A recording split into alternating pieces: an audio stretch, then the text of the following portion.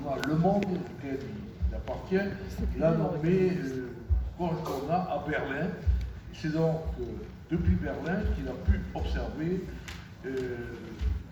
la perception de tous les événements tragiques qui se sont déroulés en Ukraine et aussi au Proche-Orient, et il a pu également, par sa connaissance de la politique intérieure allemande, qui nous a valu beaucoup d'analyses à l'époque d'Angela Merkel et depuis le retour de la gauche allemande au pouvoir, des analyses très pénétrantes. Donc nous allons écouter avec une présentation et après nous pourrons débattre ensemble, à la fois à l'estrade de la salle comme ce matin, avant que notre ami Gilles Cavard fasse la conclusion.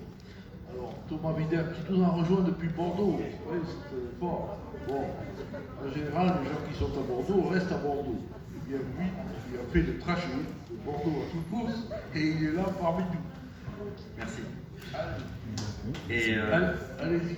Merci et pardonnez-moi d'être arrivé au milieu de la table ronde, mais effectivement je venais de Bordeaux parce que j'intervenais ce matin au festival du film d'histoire de Pessac et voilà, le temps de venir, je ne pouvais arriver qu'à 15h. Merci en tous les cas pour votre accueil.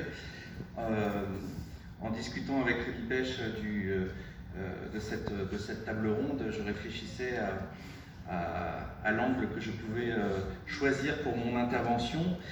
Et ce qui m'intéresse, donc je suis correspondant du journal Le Monde à Berlin, ce qui m'intéresse beaucoup du point de vue de la guerre et de la paix, c'est d'observer à quel point la perception en fait du conflit russo-ukrainien, donc depuis le 24 février 2022, est imprégnée, empreinte de toutes les mémoires en fait liées aux guerres précédentes qui affleurent et qui permettent de comprendre les réactions, mais aussi les positions de l'Allemagne et de ses voisins. Et c'est ça que je vais essayer de vous exposer aujourd'hui, en commençant par vous lire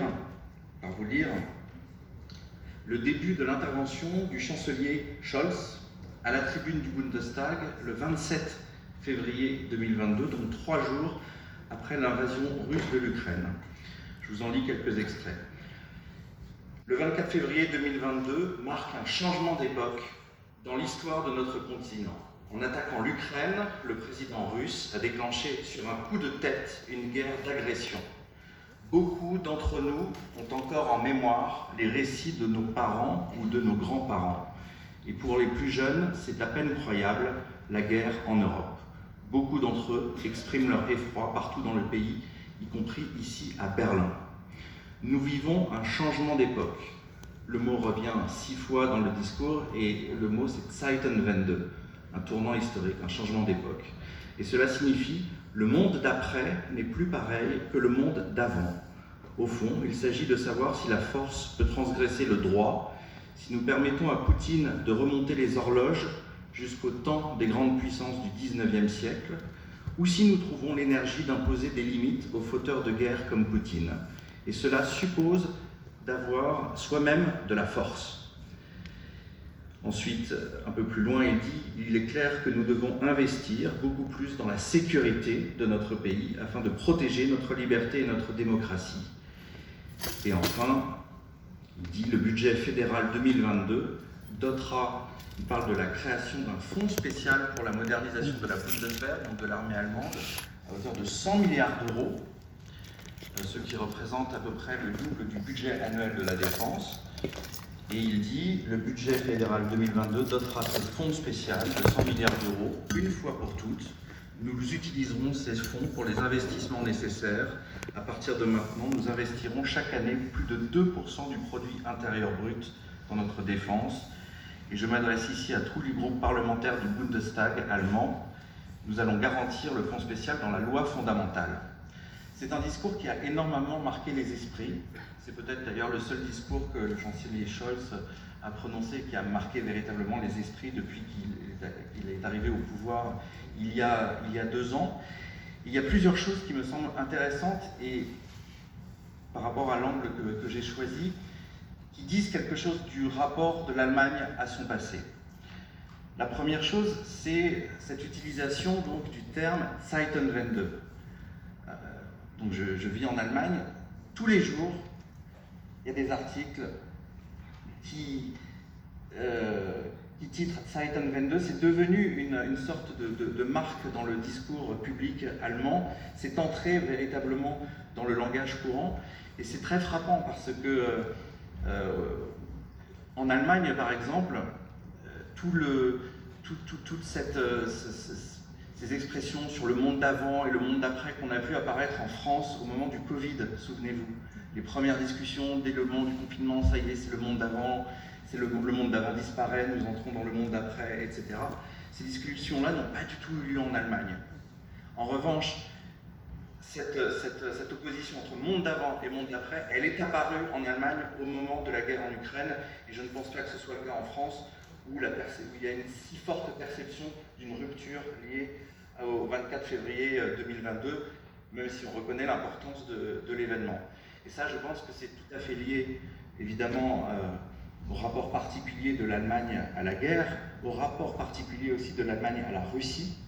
Et là, je voudrais entrer dans un deuxième point pour expliquer pourquoi justement c'est une rupture. Pourquoi c'est une rupture? Tout simplement parce que,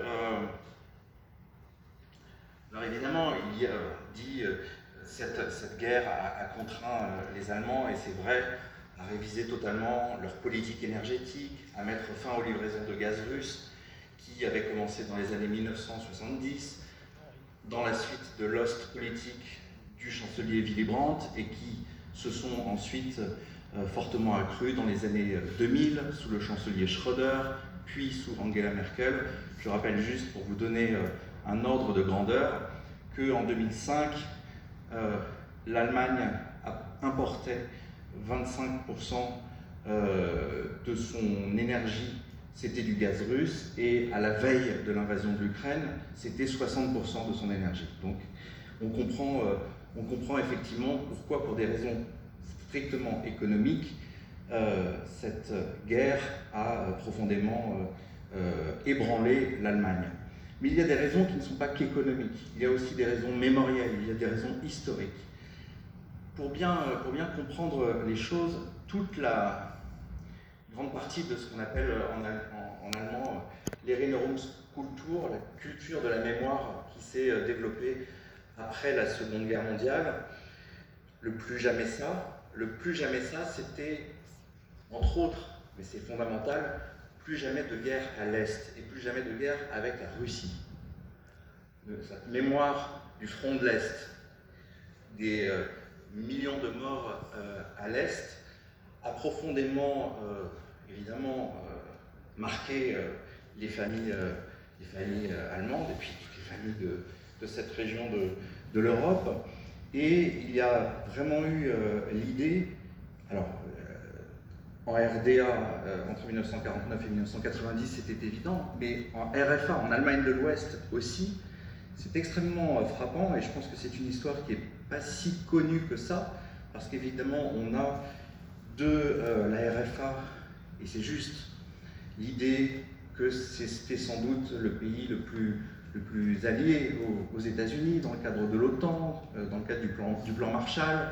La défense de la RFA était assurée évidemment par les Américains, les bases américaines en Allemagne de l'Ouest, mais malgré ce lien extrêmement fort entre Bonn à l'époque et Washington, dès le début des années 50, à l'époque du chancelier atlantiste qui était Konrad Adenauer, des liens très étroits se sont renoués entre Bonn et Moscou, et notamment par le biais des industriels ouest-allemands. Et ces liens se sont ensuite formalisés, on va dire, sur le plan diplomatique au début des années 1970, à l'époque du chancelier Willy Brandt, social-démocrate, qui a fait le pari, en quelque sorte, d'une normalisation des liens entre Bonn et Moscou, dans le cadre de la détente Est-Ouest. Et dans l'historiographie et la mémoire allemande post-1990, c'est comme ça que c'est raconté en tous les cas, l'Ostpolitik de Willy Brandt est vu comme une sorte de première pierre, de premier jalon à ce qui est ensuite la réunification et la fin de la guerre froide. Et donc il y a l'idée fondamentale que non seulement se réconcilier avec Moscou, c'est d'une certaine façon dépasser et tirer les leçons de la Seconde Guerre mondiale, mais c'est aussi ça qui a permis, je parle de la conscience allemande post-réunification, ce qui a permis justement la chute du mur de Berlin, la réunification, etc. Il se trouve que après la réunification, dans les années 1990, l'Allemagne et la Russie se sont aussi continué à se rapprocher dès le chancelier Kohl, avant Schröder et avant les histoires de gaz russe. Et l'Allemagne a par exemple joué un rôle déterminant dans la création en fait, d'une sorte d'antichambre de l'OTAN pour que la Russie participe à un dialogue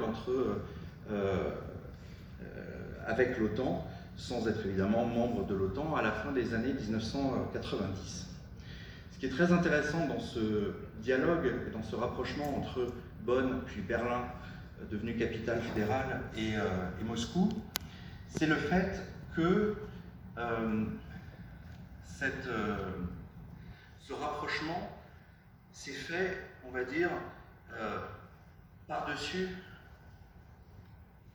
le dos des pays qui se trouvaient en fait entre l'Allemagne et la Russie. La Pologne, les pays baltes et l'Ukraine notamment.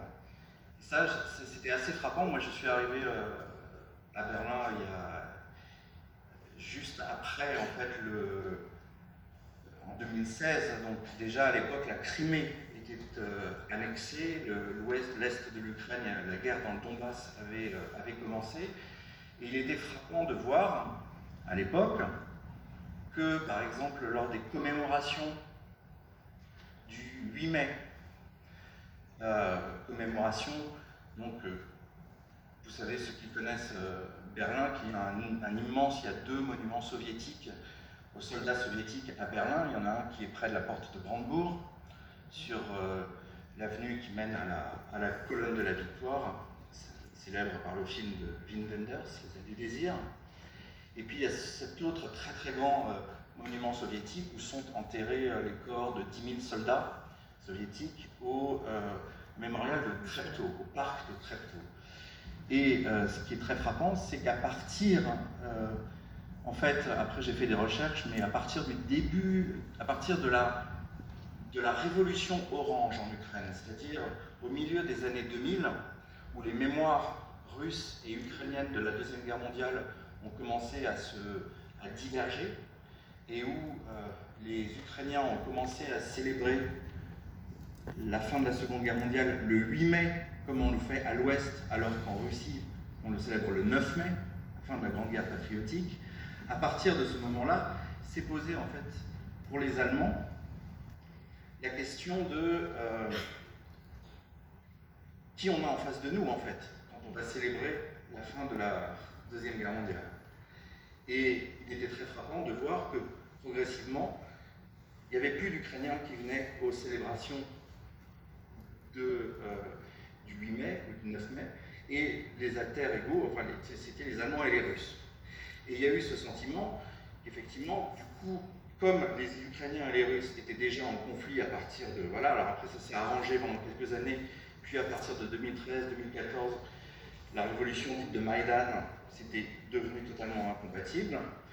Du coup, il y avait ce sentiment qu'exprimait, je me souviens d'un entretien que j'ai eu avec l'ambassadeur d'Ukraine à Berlin, qui était quelqu'un, un vrai nationaliste ukrainien, admirateur